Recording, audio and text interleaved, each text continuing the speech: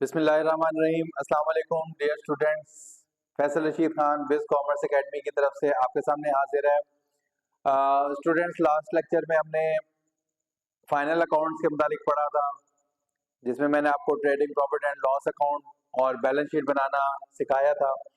आज स्टूडेंट्स हम एक नए टॉपिक की तरफ आते हैं। जैसे कि मैंने आपको कहा था कि मैं अपने लेक्चर्स को मैंने सिलेक्टिव कर दिया है due to the exams condition of the students, और चूंकि वो इन नियर फ्यूचर एग्जाम्स जो है ना वो होने वाले हैं और स्टूडेंट्स की फरमाइश है कि हमें इम्पोर्टेंट टॉपिक करवाए जाए, तो मेरी कोशिश है कि वो चैप्टर्स जिनसे क्वेश्चंस आते हैं एग्जाम में, तो मैं वो अपने टॉपिक्स स्टूडेंट्स को करवा दूं ताकि उनके एग्जाम्स की बहुत अच्छी प्रिपरेशन हो जाए।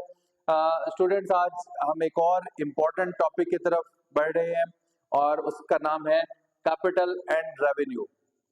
स्टूडेंट्स, कैपिटल एंड रेवेन्यू बहुत इंपॉर्टेंट टॉपिक है और आपके माइंड को बहुत क्लियर करता है, क्लैरिटी देता है कि जब आप अकाउंटिंग कॉन्सेप्ट्स के मुतालिक मेरी कोशिश यही होती है। मैंने आपको प्रीवियसली भी जब जनरल बनाया सिखाया था, तो मैंने आपको डिटेल में बहुत सारे अकाउंट्स के मुतालिक बताया था, जिसमें 5 पिलर्स के मुतालिक बताया था, और मैंने उस वक्त आपको एसेट्स और एक्सपेंसेस के दरमियान एक फ़र्क बताया था। आज उसी को मजीद इसमें वाजे करते हैं कि कैपिटल और रेवेन्यू क्या है। स्टूडेंट्स, इसमें दो है कि अगर हम इसको अगर आउटफ्लो के हिसाब से देखें तो कैपिटल एक्सपेंडिचर या रेवेन्यू एक्सपेंडिचर कहलाएंगे, और अगर हम इनफ्लो के हवाले से देखें तो कैपिटल रिसीट्स और रेवेन्यू रिसीट्स कहलाएंगे। यानी ये वो अखराजात हैं जबकि ये वसूलियां हैं। अगर हम इसको फर्दर बाइफरकेट करें या फर्दर अगर डिवाइड करें तो कैपिटल रिसीट्स आगे चलकर मजीद दो हिस्सों में, यानी कैपिटल रिसीट्स जो है वो दो हिस्सों में डिवाइड होती है, कैपिटल रिसीट्स और दूसरी रेवेन्यू रिसीट्स। कैपिटल रिसीट्स कब होती है? जब कोई एसेट सेल होता है। आपको बहुत अच्छे से मैंने बताया है कि एसेट क्या होता है, जिसका लॉन्ग टर्म बेनिफिट होता है। सो जब एसेट को हम सेल करते हैं, उससे जो आमदनी वसूल होती है उसको हम कैपिटल रिसीट कहते हैं। On the other side, revenue receipt हमें कब होती है?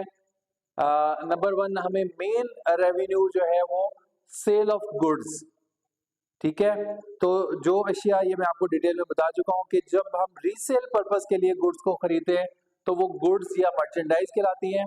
स्टूडेंट्स, जब गुड्स सेल होती हैं तो उससे हमें वसूल होने वाली आमदनी सेल ऑफ गुड्स कहलाती है, और अगर एक सर्विस बिजनेस है तो उसमें जो आमदनी उसको वसूल होगी बिजनेस को, सो वो सर्विस रेंडरिंग यानी खिदमात अंजाम देने से आमदनी वसूल होगी।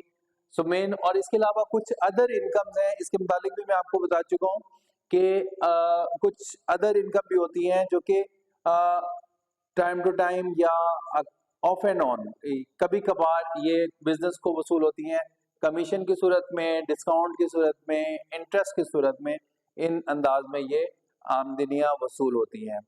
सो ये रेवेन्यू रिसीट्स और कैपिटल रिसीट्स थी, और मेनली ये जो टॉपिक है वो एक्सपेंडिचर्स को कवर करेगा।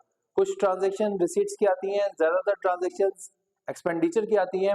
एक्सपेंडिचर आउटफ्लो जो हम कैश की सूरत में या उधार की सूरत में हमें देना होता है अपने क्रेडिटर्स को, वो एक्सपेंडिचर कहलाता है, और उसके नतीजे में हम कोई ना कोई बेनिफिट या फायदा हासिल करते हैं। सो जो हम फायदा हासिल करते हैं वो फर्दर दो हिस्सों में डिवाइड होता है। कुछ को हम कैपिटल एक्सपेंडिचर कहते हैं और कुछ को हम रेवेन्यू एक्सपेंडिचर कहते हैं। स्टूडेंट्स, अगर हम इनके दरमियान अगर पॉइंट ऑफ डिफरेंस देखें कि कौन कौन से फर्क है, तो हमें अगर जो मेन फर्क है वो ये होता है कि कैपिटल एक्सपेंडिचर जो है वो लॉन्ग टर्म बेनिफिट, यानी वो खराजात जो कि हम जिसको हम कैपिटल एक्सपेंडिचर कहते हैं, उनसे हासिल होने वाला फायदा आम तौर पर लॉन्ग टर्म होता है, यानी वो 1 साल से ज्यादा अरसे के लिए होता है, ठीक है।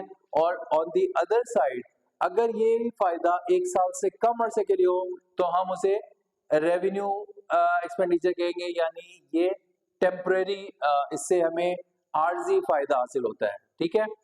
दूसरा क्या है कि कैपिटल एक्सपेंडिचर के नतीजे में या तो हम कोई असासा जात हासिल करते हैं, एक्वायर करते हैं, या हमारे असासे की वैल्यू इंक्रीज हो रही होती है, बिजनेस के जो एसेट है उसकी वैल्यू इंक्रीज हो रही होती है। दूसरी साइड पर अगर रेवेन्यू के सूरत में रेवेन्यू एक्सपेंडिचर जो करते हैं तो उसकी सूरत में वैल्यू में इंक्रीज नहीं हो रही थी, सो हम इन बेसिस पे भी इनको आइडेंटिफाई कर सकते हैं। स्टूडेंट्स यहाँ पर जो मैं दोबारा एक दफा आपको रिपीट कर दूं कि आपने इस चैप्टर में अपनी जो आपने एबिलिटीज इंक्रीज करनी है, अपने कॉन्सेप्ट डेवलप करने हैं, वो आपने आइडेंटिफाई करना है कि whether it's a capital expenditure और a revenue expenditure, whether it's a capital receipt और अ रेवेन्यू रिसीट, ठीक है। तीसरा पॉइंट ऑफ डिफरेंस क्या है कि कैपिटल एक्सपेंडिचर आमतौर पर नॉन रिकरिंग होता है, ठीक है। इनकी परचेजेस या ये जो फायदा हासिल किया जाता है या वैल्यू इंक्रीज की जाती है, ये नॉन रिकरिंग होता है, यानी फॉर एग्जांपल आपने फर्नीचर परचेज किया, सो आप बार बार फर्नीचर परचेज नहीं करेंगे। इसी तरह अगर आपने मोटर व्हीकल या प्लांट एंड मशीनरी या इस तरीके से लैंड एंड बिल्डिंग अगर आपने एक्वायर की है तो वो बार बार नहीं होता, ठीक है। लेकिन ये एक्सपेंडिचर रिकरिंग यानी बार बार होने वाला, सैलरी आपने इस महीने दी है, अगले महीने फिर आप सैलरी देंगे वर्कर्स को। इसी तरह बिजली के बिल, सुई गैस के बिल, यूटिलिटीज के बिल अगर इस महीने दिए हैं सो वो कंटिन्यूअसली वो पे होते रहेंगे। ट्रैवलिंग की के एक्सपेंसेस इस महीने पे किए हैं तो आने वाले मंथ में भी वो, सो वो उनका फायदा जो है वो एक्सपायर हो जाता है और वो बार बार उसको करने की जरूरत पेश आती है। इसी तरह कैपिटल एक्सपेंडिचर की अगर हम देखें so it improves business condition, business की जो माली हालत है वो इम्प्रूव करता है पहले से, यानी इस सूरत में जो कंपनी की या बिजनेस की फाइनेंशियल पोजीशन है, माली हालत वो बेहतर होती है। जबकि रेवेन्यू एक्सपेंडिचर जब किए जाते हैं सो माली हालत को मेंटेन करने के लिए, उसको बरकरार रखने के लिए किए जाते हैं। इलेक्ट्रिसिटी का बिल अगर हम देंगे तो क्या करें कि ताकि हर महीने हमारी बिजली आते रहे, वरना वापडा तो आपको पता है कि एक महीने बिजली का बिल ना पे किया जाए तो लाइट फौरन कट जाती है, ठीक है।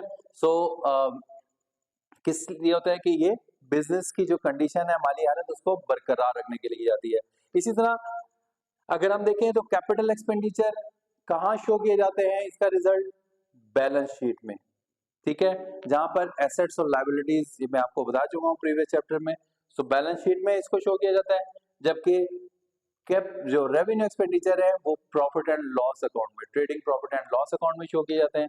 इसी तरह लास्ट में अगर देखें तो ये it does not reduce profit, capital expenditure कभी प्रॉफिट में कमी का बाइस नहीं बनेगा क्योंकि ये रेवेन्यू से माइनस नहीं होता, लेकिन रेवेन्यू एक्सपेंडिचर हमेशा रेवेन्यू से माइनस होता है, तो इट रिड्यूसेस प्रॉफिट।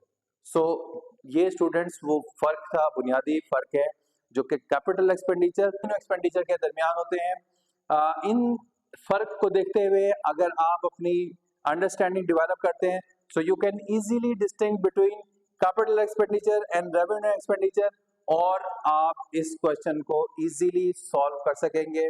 सो आज का लेक्चर आपको स्टूडेंट्स कैसा लगा, आपके कमेंट्स बताएंगे।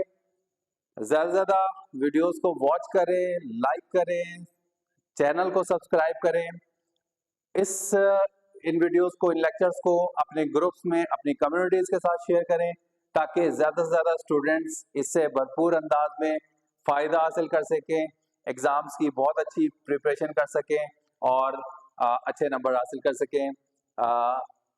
आपकी पसंदीदी का बहुत शुक्रिया। अल्लाह हाफ़िज़।